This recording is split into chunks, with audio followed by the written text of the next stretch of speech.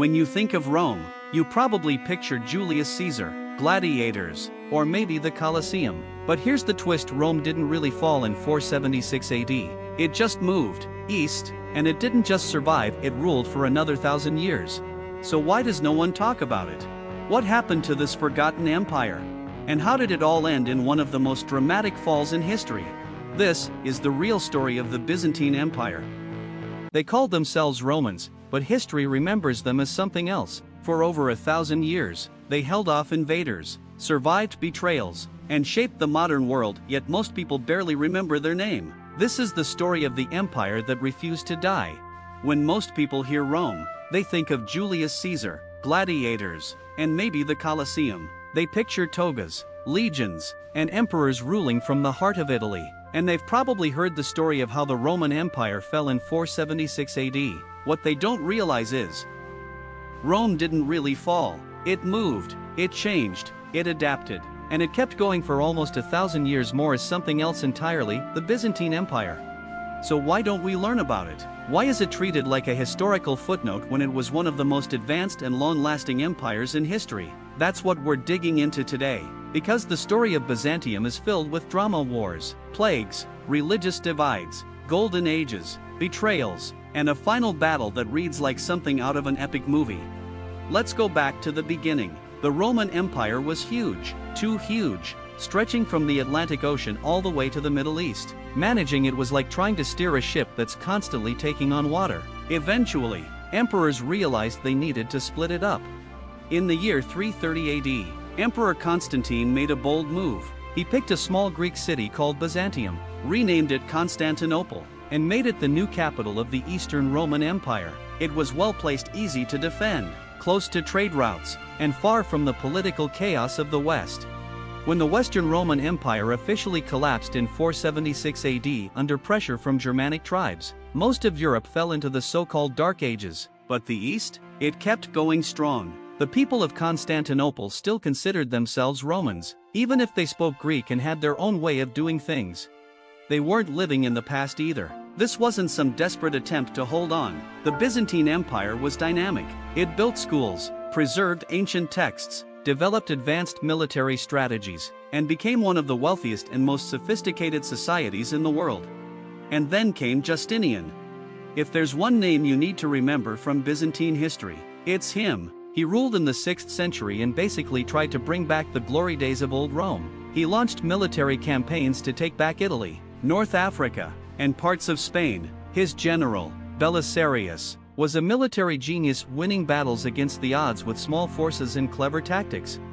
But Justinian wasn't just a war guy. He also codified centuries of Roman laws into one system, the Corpus Juris Civilis. It's one of the most important legal documents ever created. Europe's modern legal systems owe a lot to that book. And of course, there's the Hagia Sophia. This was Justinian's crown jewel, a church so massive, so beautiful, and so awe-inspiring that even today, people walk in and just stare. Its dome was unlike anything the world had seen. It wasn't just architecture, it was a statement of power and divine rule.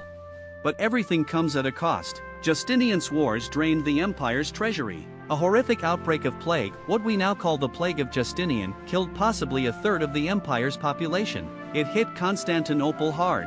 Bodies were piling up faster than they could be buried. The economy crashed. Morale dropped. And even though Justinian held on, the empire was weaker than before.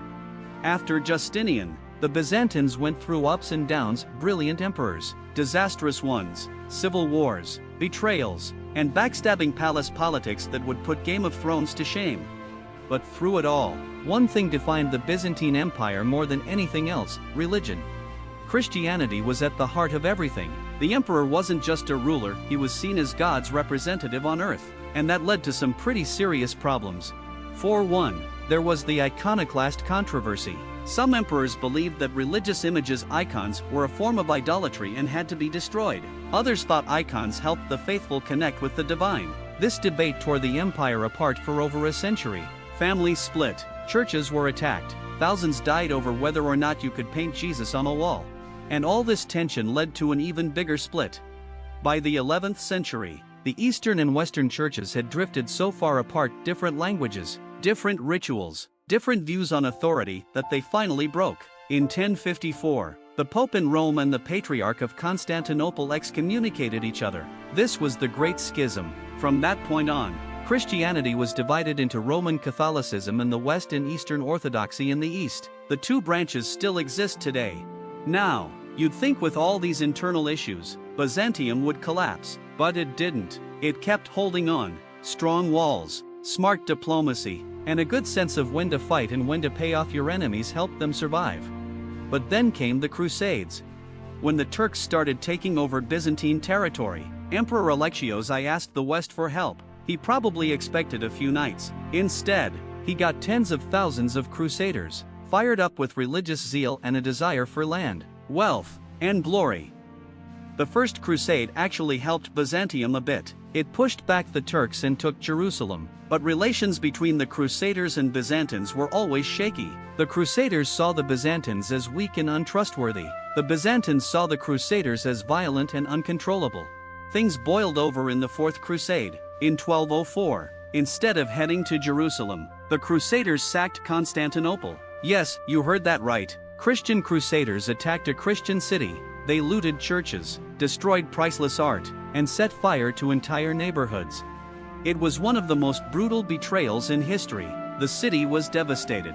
The empire was split up. And even when the Byzantines managed to take back Constantinople in 1261, it was never the same.